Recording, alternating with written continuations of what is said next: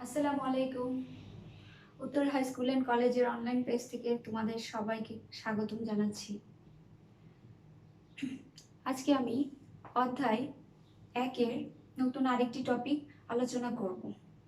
আমরা অধ্যায় 1 থেকে আমরা বেশ কিছু টপিক পড়েছি। তার মধ্যে একটি ছিল অর্থায়নের কার্যাবলী, একটি ছিল অর্থায়নের লক্ষ্য। আজকে আমরা পড়ব অর্থায়নের নীতি। তিনটি টপিক, তিন রকম। আজকে এই টপিকটি আমি আলোচনা করব অর্থায়নের নীতিসমূহ। তার আগে আমি একটু বলে নিচ্ছি যে গত ক্লাসে অনেকেই আমাকে কোশ্চেন করেছো যে তারল্য কি বা তারল্যের এই ব্যাপারটি যেন আমি তোমাদেরকে আরেকবার বুঝাই। আমরা আজকে অর্থায়নের নীতিসমূহ পড়ব, সেখানে আমরা পেয়ে যাব আবার তারল্য কথাটি চলে আসবে। সেই পয়েন্টটা আমি ভালো করে বুঝাবো। তোমরা যদি একটু মনোযোগ দিয়ে শোনো তাহলে আশা করছি তোমাদের সেই প্রবলেমটা সলভ হয়ে যাবে। আসো আমরা শুরু করছি অর্থায়নের নীতি। আমরা যেরকম কার্যাবলী পড়েছি, অর্থায়নের কাজ আছে, অর্থায়নের লক্ষ্য বা উদ্দেশ্য আছে, ঠিক তেমনি অর্থায়নের কিছু নীতি থাকে বা নীতি আছে। সেই নীতিগুলো ফলো করলে, সেই নীতিগুলো যদি অনুসরণ করা হয়, কোনো আর্থিক ব্যবস্থাপক এই নীতিগুলোকে মেনে চললে তার ওই ব্যবসা প্রতিষ্ঠান লক্ষ্যে পৌঁছাতে পারবে, তার মূল লক্ষ্যটি অর্জিত হবে। অর্থায়নের নীতি আমাদের এই বইতে দেয়া আছে তিনটি। একটি হচ্ছে ঝুঁকি এবং মুনাফার নীতি, দুই হচ্ছে তারল্য ও মুনাফার নীতি, তিন হচ্ছে বৈচিত্র্যায়নের নীতি। তোমরা এই কথাগুলোর সাথে কিছু কিছু পরিচিত, যেমন ঝুঁকি, মুনাফা, তারল্য, বৈচিত্র্যায়ন, এই কথাগুলো বা এই ওয়ার্ডগুলোর সাথে তোমরা পরিচিত। এখন আমরা দেখি যে নীতিসমূহতে কিভাবে একটা ব্যবসা প্রতিষ্ঠান কিভাবে পরিচালনা করলে, কিভাবে এটা মেনটেন করলে তার লক্ষ্যে পৌঁছাতে সক্ষম হবে বা একটা স্ট্যান্ডার্ড লেভেল অর্জিত হবে। তাহলে ফার্স্টে আসো দেখি। ফার্স্টের নীতিটি হচ্ছে ঝুঁকি এবং মুনাফার নীতি। তিনটা নীতি আমাদের ইম্পর্টেন্ট, তিনটা নীতি আমাদের কাছে ইম্পর্টেন্ট। ফার্স্টে হচ্ছে ঝুঁকি এবং মুনাফার নীতি। ঝুঁকি কি এটা একটু জানি, মুনাফা কি সেটা একটু আমরা ভেঙে ভেঙে জানি। ঝুঁকি হচ্ছে কোনো বিনিয়োগ হতে প্রত্যাশিত আয় থেকে প্রকৃত আয় কম হওয়ার যে সম্ভাবনা থাকে তাকে বলা হয় ঝুঁকি। আবার বলছি, কোনো বিনিয়োগ হতে প্রত্যাশিত আয় হতে প্রকৃত আয় কম হওয়ার সম্ভাবনাকে বলা হয় ঝুঁকি। এটা তোমরা পড়ে এসেছো। তাহলে মুনাফা কি? কোনো বিনিয়োগ থেকে যে নগদ সুবিধাটি অর্জিত হয়, কোনো বিনিয়োগকারী যেই নগদ সুবিধার জন্য বা যেই সুবিধাটা পাওয়ার জন্য কোনো অ্যাসেটে অথবা কোনো সিকিউরিটিতে বিনিয়োগ করে থাকে তাকে বলা হয় মুনাফা বা ক্যাশ বেনিফিট। ঝুঁকি এবং মুনাফা, দুইটি কথা আমরা এখানে পেয়েছি, একটি হচ্ছে ঝুঁকি এবং একটি হচ্ছে মুনাফা। এই দুইটির মধ্যে আমরা সম্পর্ক কি সেটা একটু দেখি। ঝুঁকি এবং মুনাফা দুইটির মধ্যে সম্পর্ক হচ্ছে ধনাত্মক বা পজিটিভ রিলেশন। এই দুইটার মধ্যে ঝুঁকি এবং মুনাফার মধ্যে সম্পর্ক হচ্ছে ধনাত্মক। ধনাত্মক মানে হচ্ছে এটা ঝুঁকি যখন বাড়বে মুনাফাও তখন বাড়বে, আবার ঝুঁকি যেখানে কম হবে মুনাফার পরিমাণও সেখানে কম হবে। একটু ডিটেলসে আমি বুঝাচ্ছি। কোনো বিনিয়োগকারী যখন একটা সিকিউরিটিতে বেশি ঝুঁকিপূর্ণ জেনেও সে বিনিয়োগ করবে, কিসের আশায় সে ঝুঁকিপূর্ণ জেনেও বিনিয়োগ করছে? ঝুঁকিপূর্ণ জেনেও বিনিয়োগ করবে কারণ সে জানে একটিতে বেশি ঝুঁকি আছে, তার মানে সেখানে বেশি মুনাফাও অর্জিত হবে। আর যদি উল্টোটা হতো, যেখানে ঝুঁকি বেশি সেখানে মুনাফার পরিমাণ যদি কম হতো, তাহলে কোনো বিনিয়োগকারী কোনোভাবেই ঝুঁকিপূর্ণ সিকিউরিটিতে বিনিয়োগ করতো না। এক্সট্রা ঝুঁকিটা সে তখনই নেবে যখন সে সেখান থেকে এক্সট্রা বেনিফিট অর্জিত হবে বা পাবে। তাহলে ঝুঁকি এবং মুনাফার মধ্যে সম্পর্ক হচ্ছে কি? ধনাত্মক। একজন বিনিয়োগকারী তার মাথায় সবসময় এটি রাখতে হবে, ঝুঁকি এবং মুনাফাটাকে সমন্বয় সাধন করে সে যেন বিনিয়োগ করে বা অর্থায়ন করে। ঝুঁকি এবং মুনাফার মধ্যে যদি সমন্বয় সাধন না করা হয় তাহলে তার ব্যবসা প্রতিষ্ঠানে ক্ষতি হওয়ার সম্ভাবনা বেশি থাকবে। এখানে খেয়াল করি, একটা এক্সাম্পল দিচ্ছি যে একজন ব্যবসায়ী কি করলো বা একজন বিনিয়োগকারী সরকারি কিছু সিকিউরিটি বা ট্রেজারি বিলে বিনিয়োগ করলো। সরকারি যেসব সিকিউরিটি রয়েছে আমরা জানি সেটা সরকারি সিকিউরিটিগুলোতে কোনো রকম ঝুঁকি থাকে না, একদমই ঝুঁকি মুক্ত, রিস্ক ফ্রি। সরকারি কিছু সিকিউরিটিতে সে বিনিয়োগ যদি করে সেখানে কোনো রকম ঝুঁকি থাকবে না, একদমই রিস্ক ফ্রি সেটি, যার কারণে সরকারি সিকিউরিটি থেকে তার যে রিটার্নটা বা আয়টা আসবে, মুনাফাটা আসবে, সেটাও অনেক কম থাকে। আবার একজন বিনিয়োগকারী কি করলো, শেয়ার বাজারে শেয়ারে বিনিয়োগ করলো, কোনো কোম্পানির শেয়ারে বিনিয়োগ করলো, সেক্ষেত্রে কি হবে, শেয়ার বাজারে শেয়ারে বিনিয়োগ করা সবচেয়ে বেশি ঝুঁকিপূর্ণ। কারণ হচ্ছে শেয়ার বাজারের সেই শেয়ারের দাম যে কোনো মুহূর্তে কমে যেতে পারে, যেই মূল্যে ক্রয় করেছে তার চেয়ে কমে যেতে পারে, তখন শেয়ার এর চেয়ে ক্রয় মূল্যের চেয়ে বেশি মূল্যে বিক্রয় করতে পারবে না, ফলে সে ক্ষতিগ্রস্ত হবে, ঝুঁকি বেশি থাকবে। আবার যেমন ঝুঁকি বেশি তেমন সে যখন যেই অর্থে ক্রয় করেছিল শেয়ারটি তার চেয়ে ক্রয় মূল্যের চেয়ে অনেক বেশি যখন থাকবে, বাজারে যখন শেয়ারের প্রাইসটি বেড়ে যাবে তখন তার অনেক বেশি মুনাফা অর্জিত হবে। তাহলে একজন বিনিয়োগকারী কোন জায়গায় বিনিয়োগ করবে, এটা তার বুঝে শুনে বিনিয়োগ করতে হবে। ধরে নাও একজন বিনিয়োগকারী তার কিছু সম্পদ বিনিয়োগ করেছে সরকারি সঞ্চয়পত্রে অথবা সরকারি সিকিউরিটিতে, আর কিছু সম্পদ কিছু অর্থ বিনিয়োগ করেছে শেয়ার বাজারে। তখন তার কি হবে, যতটুকু সঞ্চয়পত্রে বিনিয়োগ করেছে ততটুকু তার ঝুঁকিমুক্ত থাকবে, আর যতটুকু সে শেয়ার বাজারে বিনিয়োগ করেছে সেটি সম্পূর্ণ ঝুঁকিপূর্ণ থাকবে। এখানে আরেকটা পয়েন্ট চলে আসছে, সেটা হচ্ছে ঝুঁকি অধিহার বা ইংলিশে বলা হয় রিস্ক প্রিমিয়াম। এটা পরীক্ষায় আসে, এটি অনেক ইম্পর্টেন্ট, পরীক্ষায় আসবে এবং তোমাদের ম্যাথ করতে এটি লাগবে। তোমরা যদি এটা না বুঝো এখান থেকে তাহলে পরবর্তীতেও বুঝতে সমস্যা হবে। ঝুঁকি অধিহার কি আমি আজকে বুঝাচ্ছি। ঝুঁকি অধিহার ইংলিশে বলা হয় এটাকে রিস্ক প্রিমিয়াম। সেই ঝুঁকি অধিহারটা হচ্ছে কোনো বিনিয়োগকারী অতিরিক্ত ঝুঁকি গ্রহণের জন্য কোনো বিনিয়োগকারী অতিরিক্ত মুনাফা লাভের আশায় যে অতিরিক্ত ঝুঁকিটুকু গ্রহণ করে সেই ঝুঁকিকে বলা হয় ঝুঁকি অধিহার বা রিস্ক প্রিমিয়াম। আমি আবার বলছি, অতিরিক্ত মুনাফা লাভের আশায় অতিরিক্ত যে ঝুঁকিটা গ্রহণ করে কোনো বিনিয়োগকারী তাকে বলা হয় ঝুঁকি অধিহার বা রিস্ক প্রিমিয়াম। আমি একটি গ্রাফের মাধ্যমে আমি তোমাদেরকে এই জিনিসটা বা এই নীতিটি বুঝাচ্ছি যে কিভাবে ঝুঁকি বেশি হলে মুনাফা বেশি, আর কিভাবে রিস্ক ফ্রি রেটে রিস্ক শূন্য থাকে বা রিস্ক প্রিমিয়ামটা কি। আমি এই 3-4টা জিনিস আমি তোমাদের একটা গ্রাফে দেখাচ্ছি, খেয়াল করো। এখানে হচ্ছে ঝুঁকি, এখানে হচ্ছে আয়, এটা হচ্ছে আর এফ। এটা আমাদের গ্রাফ, একটু খেয়াল করো সবাই। আমরা নিম্নে বা ভূমি অক্ষে ঝুঁকি দেখাবো, আমরা এই লাইন দিয়ে কি বুঝাবো, ঝুঁকির পরিমাণটা দেখাবো, আর এই উপরে যেটা আছে লম্ব অক্ষে সেটা দিয়ে আমরা আয় বা প্রত্যাশিত আয়ের হারটা আমরা দেখাবো। আর এই যে একটা সমান্তরাল ভাবে আমি দাগ টেনে গিয়েছি, নিচে ভূমি অক্ষে সমান্তরাল ভাবে একটা দাগ টেনেছি, সেটা হচ্ছে আর এফ। আর এফ আমি সংক্ষেপে লিখেছি, আর এফ মানে risk free rate, risk free বা বাংলায় যদি বলি ঝুঁকিমুক্ত আয়ের হার। ঝুঁকিমুক্ত আয়ের হার তার মানে ধরে নাও একজন বিনিয়োগকারী এখানে কিছু অর্থ ঝুঁকিমুক্ত আয়ের হারে বিনিয়োগ করেছে বা সঞ্চয়পত্রে বিনিয়োগ করেছে, আর কিছু অর্থ বিনিয়োগ করেছে শেয়ার বাজারে।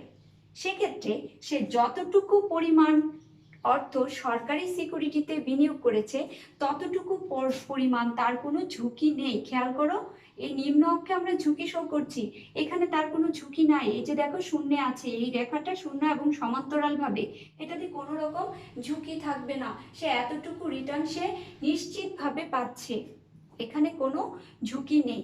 কিন্তু সে তার পরবর্তীতে যে বিনিয়োগটি করেছে ঝুঁকিমুক্ত আয়ের হার থেকে আমরা সেই রেখাটি টানবো, সেটা দেখো উপরের দিকে চলছে, এটা আরো যদি ওই দিকে যাই আমরা আরো উপরে যাবে। এবার একটু খেয়াল করি ঝুঁকি অধিহারটা তাহলে কি। আমরা ধরে নিই প্রাথমিক একটু, এটা হচ্ছে আমাদের প্রাথমিক একটা দাগ, এখানে ধরে নাও এ আর এটা বি। খেয়াল করো যখন বিনিয়োগকারীর ঝুঁকি ও বি পরিমাণ এতটুকু, যখন ঝুঁকি তার, মুনাফার পরিমাণ তার, ও এ পরিমাণ এতটুকু পরিমাণ মুনাফা, এতটুকু ঝুঁকিতে এতটুকু মুনাফা।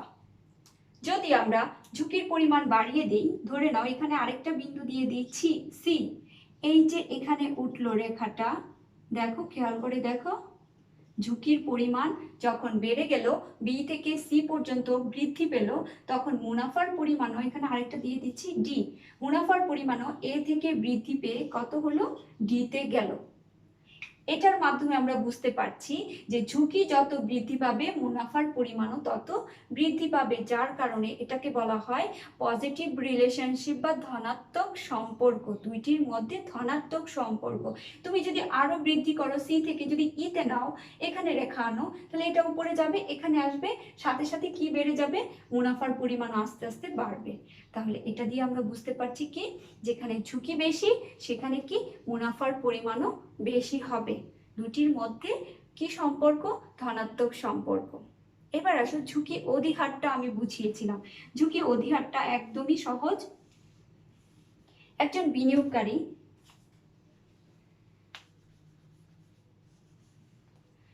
বিনিয়োগকারী আমরা আগের গ্রাফটিতে চলে যাই। একজন বিনিয়োগকারী যখন অধিক মুনাফা লাভের আশায় কি করবে, ঝুঁকিপূর্ণ সিকিউরিটিতে বিনিয়োগ করবে বা ঝুঁকিটাকে বেশি গ্রহণ করবে, তাহলে সেই এক্সট্রা ঝুঁকিটা হচ্ছে তার কি, ঝুঁকি অধিহার। খেয়াল করো এতটুকু তার ঝুঁকি মুক্ত ছিল, কিন্তু সে কি করলো, শেয়ার বাজারেও বিনিয়োগ করলো, ঝুঁকিপূর্ণ সিকিউরিটিতে সে বিনিয়োগ করলো, যার ফলে সে এক্সট্রা ঝুঁকি গ্রহণ করেছে, এই এতটুকু হচ্ছে আমাদের কি, ঝুঁকি অধিহার বা রিস্ক প্রিমিয়াম। তার মানে সে অধিক মুনাফা লাভের আশায়, তার মুনাফার পরিমাণটাও দেখো বৃদ্ধি পেয়েছে, অধিক মুনাফা লাভের আশায় সে অধিক পরিমাণ ঝুঁকি গ্রহণ করেছে। এই এতটুকু এক্সট্রা, এই এতটুকু জিনিসটা হচ্ছে, এই এতটুকু পরিমাণটা হচ্ছে ঝুঁকি অধিহার বা রিস্ক প্রিমিয়াম। এই ঝুঁকি অধিহার বা রিস্ক প্রিমিয়ামকে ফর্মুলায়ও প্রকাশ করা হয়। সেই ফর্মুলাটা হচ্ছে RM মাইনাস RF। RM হচ্ছে বাজারে যেই সিকিউরিটি বা শেয়ার বাজারে যেই সিকিউরিটিতে বিনিয়োগ করেছে সেটা থেকে যেই আয়, সেটা return of market minus risk free rate. যখন আমরা সেই ঝুঁকিমুক্ত আয়ের হারটা বাদ দিব, মাঝখানে যেই পার্থক্যটা থেকে যাবে সেটাই হচ্ছে আমার ঝুঁকি অধিহার বা রিস্ক প্রিমিয়াম। অনেক সময় এমসিকিউতে এটি চলে আসে একটু ছোট অঙ্ক হিসেবে, অথবা ফর্মুলাও চলে আসতে পারে। এটি গেল আমাদের অর্থায়নের প্রথম নীতি। এবার আসো সেকেন্ড নীতি, যেটি সেটা হচ্ছে তারল্য এবং মুনাফার নীতি। এখানে তোমাদের প্রবলেম ছিল তারল্য এবং মুনাফার নীতি। তারল্যটা কি আমি আবার বোঝাচ্ছি, তারল্য হচ্ছে নগদ টাকা অথবা এমন কিছু জিনিস বা এমন কিছু সম্পদ, এমন কিছু সিকিউরিটি যেগুলো তুমি অতি দ্রুত নগদ অর্থে রূপান্তর করতে পারো, সেই সিকিউরিটিগুলোকেও আমরা বলবো নগদ অর্থের শামিল বা তারল্য। তারল্য এক কথায় যদি বলি, নগদ অর্থ অথবা যে সিকিউরিটিগুলোকে অতি দ্রুত নগদ অর্থে কনভার্ট করা যায়, রূপান্তরিত করা যায়, তাকে বলা হয় তারল্য। এবার আমাদের নীতিটির নাম হচ্ছে তারল্য এবং মুনাফার নীতি। মুনাফা কি একটু আগে বুঝিয়েছি, তারল্য কি এখন বুঝালাম। একজন বিনিয়োগকারীর উচিত হবে এই তারল্য এবং মুনাফার মধ্যে সমন্বয় সাধন করা। আর এই সমন্বয় সাধন করতে গেলে তাকে আগে থেকে জানতে হবে যে তারল্য এবং মুনাফার মধ্যে সম্পর্কটা কি। তারল্য এবং মুনাফার মধ্যে সম্পর্ক হচ্ছে বিপরীতমুখী। আগের নীতিতে কি ছিল, ধনাত্মক সম্পর্ক, একটি বাড়লে আরেকটি বাড়বে, একটি কমলে আরেকটি কমে যাবে। কিন্তু এই নীতিতে হচ্ছে এই দুইটার মধ্যে সম্পর্ক হচ্ছে বিপরীতমুখী বা ঋণাত্মক সম্পর্ক, একটি বাড়লে আরেকটি কমে যাবে, আরেকটি কমলে আরেকটি বেড়ে যাবে। এটাই এখন আমরা দেখব যে কিভাবে মুনাফা বাড়লে তারল্য কমে যাবে বা তারল্য কমলে মুনাফা বাড়বে। এই জিনিসটা এখন আমরা একটু ডিটেলসে আলোচনা করব।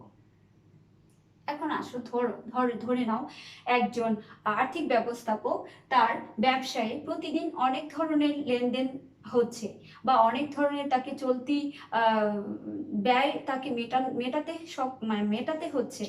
সেই চলতি কাজগুলো বা চলতি দায়গুলো মেটানোর জন্য বা পাওনাদারদের অর্থ সময় মতো পরিশোধ করার জন্য তাকে কিছু টাকা নগদ ভাবে বা তারল্য আকারে ধরে রাখতে হয়, প্রতিষ্ঠানে ধরে রাখতে হয়।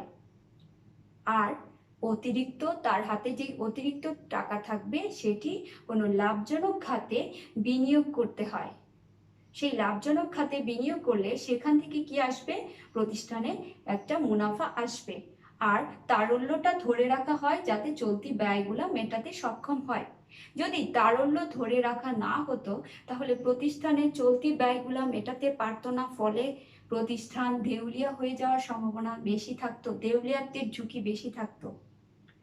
তাহলে একজন আর্থিক ব্যবস্থাপকের দায়িত্ব এবং কর্তব্য হচ্ছে অত্যন্ত সতর্কতার সাথে তাকে যথেষ্ট পরিমাণ তরল সম্পদ বা তারল্য প্রতিষ্ঠানে ধরে রাখতে হবে এবং বাকি অর্থ লাভজনক খাতে বিনিয়োগ করতে হবে।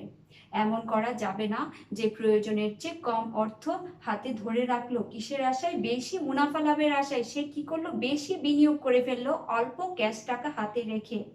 ফলে কি হচ্ছে? সে যে বিনিয়োগ করেছে সেখান থেকে তার মুনাফা ঠিকই আসবে, বেশি মুনাফার পরিমাণ বৃদ্ধি পাবে, কিন্তু সাথে সাথে তার প্রতিষ্ঠান দেউলিয়া হয়ে যাওয়ার সম্ভাবনাও বেশি থাকবে। প্রতিষ্ঠান যখন দেউলিয়া হয়ে যাবে তখন অধিক মুনাফা অর্জন করেও আর কোনো কিছু করা সম্ভব হবে না পরবর্তীতে।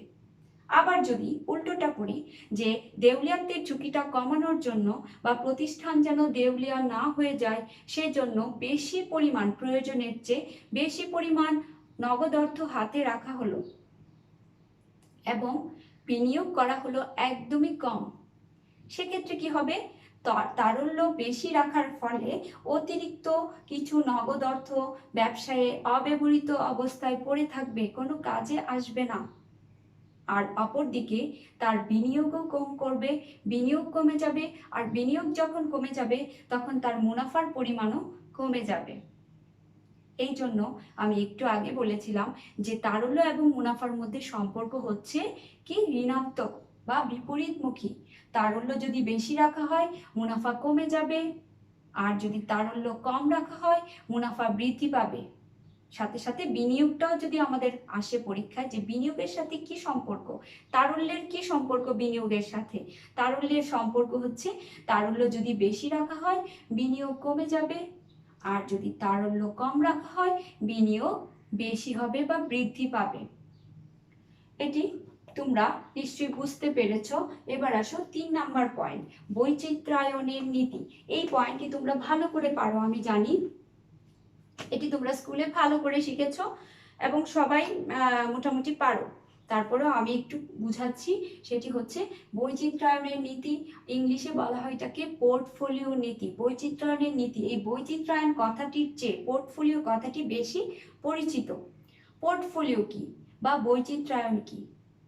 কোনো বিনিয়োগকারী তার সমুদয় সম্পদ বা সমুদয় অর্থ একটি সিকিউরিটিতে বিনিয়োগ না করে একের অধিক সিকিউরিটিতে বিনিয়োগ করে ঝুঁকি হ্রাস করার কৌশলকে বলা হয় বৈচিত্র্যায়ন বা পোর্টফোলিও। আবার বলছি, একজন বিনিয়োগকারী তার সমুদয় অর্থ একটি কোম্পানির সিকিউরিটিতে বিনিয়োগ না করে একাধিক কোম্পানির সিকিউরিটিতে বিনিয়োগ করে ঝুঁকি হ্রাস করার কৌশলকে বলা হয় পোর্টফোলিও। পোর্টফোলিও কেন করবে একজন বিনিয়োগকারী? কেন পোর্টফোলিওতে বিনিয়োগ করবে? কারণ হচ্ছে একটাই কারণ, সেটা হচ্ছে ঝুঁকি হ্রাস করবে। তার সে যে ঝুঁকিটা আছে সেটা কিভাবে কমানো যায় তার সব সময় এটা চিন্তা করতে হবে যে কিভাবে তার ঝুঁকিটাকে কম করে সে মুনাফাটা সর্বোচ্চকরণ করতে পারে। এই পোর্টফোলিও নীতি বা বৈচিত্র্যায়নের নীতিটি প্রদান করেছেন বা এই তত্ত্বটি দিয়েছেন হেনরি মার্কুইস। তিনি এই তত্ত্ব সম্পর্কে একটি কথা বলেছেন। কথাটি হচ্ছে, do not put all of your eggs in one basket. মানে তোমরা তোমাদের সকল ডিমগুলোকে একটি বাস্কেট বা ঝুড়িতে রেখো না। এই কথাটি দিয়ে কি বোঝাচ্ছে? এই কথাটি দিয়ে বোঝাচ্ছে, আমি একটি এক্সাম্পল দিয়ে বোঝাই বা ডিম দিয়েই আমি বোঝাচ্ছি। সেটি হচ্ছে, ধরে নাও তোমার কাছে 50টি ডিম রয়েছে। তুমি এটি কি করলে, একটা বাস্কেটে বা একটা ঝুড়িতে সবগুলো ডিম নিয়ে তুমি কোন জায়গা, তোমার প্রতিষ্ঠানে বা এটা বিক্রি করতে বাইরে যাচ্ছ। হঠাৎ করে পড়ে যাওয়ার ফলে তোমার ওই বাস্কেটের 50টা ডিমই ভেঙে গেল, 50টা ডিমই নষ্ট হয়ে গেল। তোমার সম্পূর্ণ অর্থ কি হয়ে গেল? ক্ষতিগ্রস্ত হয়ে গেল। এবার যদি সে পোর্টফোলিও নীতিটি ফলো করত, তাহলে কি করত সে বা তুমি? কি করবে? 50টা ডিমকে 5টা বাস্কেটে 10টা 10টা করে 5টা বাস্কেটে ভাগ করে রাখলে। এবার 5 বারে তুমি সেই বাস্কেটগুলা 5 বারে নিয়ে গেলে, একটা একটা করে নিয়ে গেলে। একবার হোঁচট খেলে ভাঙবে কয়টা ডিম? 10টা ডিম। আরেকবার হোঁচট খেলে, ধরে নাও 2 বারই হোঁচট খেলে, তোমার ক্ষতি হবে মাত্র 20টা ডিম। আরো 30টা ডিম কিন্তু তোমার বেঁচে যাচ্ছে। তোমার ক্ষতির সম্ভাবনাটা বা ঝুঁকির সম্ভাবনাটা কমে যাচ্ছে। একটা জিনিস খেয়াল করতে হবে, সেটা হচ্ছে পোর্টফোলিও বা বৈচিত্র্যায়নের নীতি বা পোর্টফোলিওর মাধ্যমে ঝুঁকিটাকে একদমই শেষ করা যায় না, একদমই হ্রাস করা যায় না, একদমই শেষ করা যায় না। কিন্তু এই ঝুঁকিটাকে কিছু কমানো সম্ভব, যার কারণে একজন বিনিয়োগকারী কি করে? পোর্টফোলিওতে বিনিয়োগ করে তার ঝুঁকিটাকে হ্রাস করে। আমরা পরবর্তীতে এই পোর্টফোলিও কথাটা আমরা অনেকবার অনেকভাবে আসবে এবং এটার ম্যাথও আমরা করব। তখন তোমরা আরো ক্লিয়ার হয়ে যাবে যে এইটি কি বা পোর্টফোলিওটাতে কিভাবে ঝুঁকি হ্রাস করা হয়। আমরা আরো পড়ব যখন নেক্সট ক্লাসগুলোতে আমরা এই পোর্টফোলিও বা বৈচিত্র্যায়নটা পাবো, আরো ডিটেলসে আমরা পড়ে ফেলবো। প্রিয় শিক্ষার্থীরা, আমি আজকে আরেকটা টপিক একদমই ছোট করে তোমাদের একদম অল্প করে বুঝাবো। সেটি হচ্ছে তোমাদের বইতে আছে, ইম্পর্টেন্ট। সেটা হচ্ছে সামাজিক দায়বদ্ধতা। টপিকটার নাম হচ্ছে সামাজিক দায়বদ্ধতা।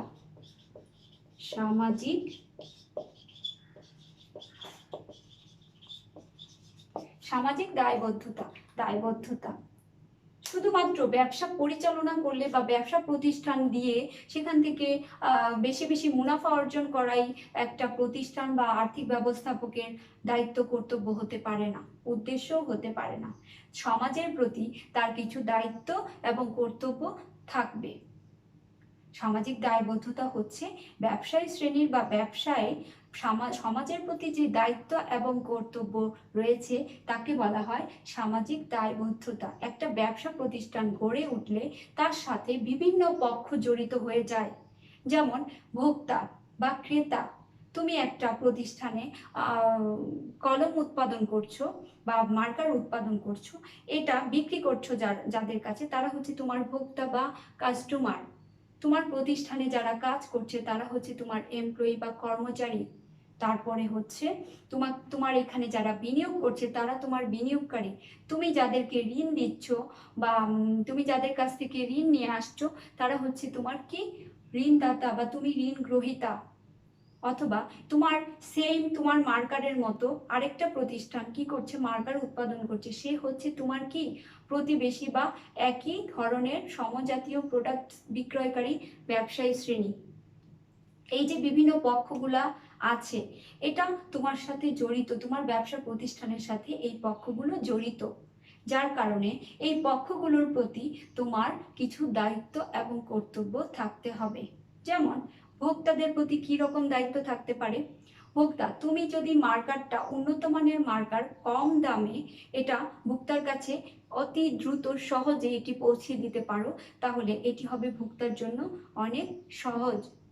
তার মানে সে অল্প দামে ভালো মানের মার্কার পাচ্ছে এবং খুব সহজে পাচ্ছে। এটা হবে তাদের প্রতি দায়িত্ব।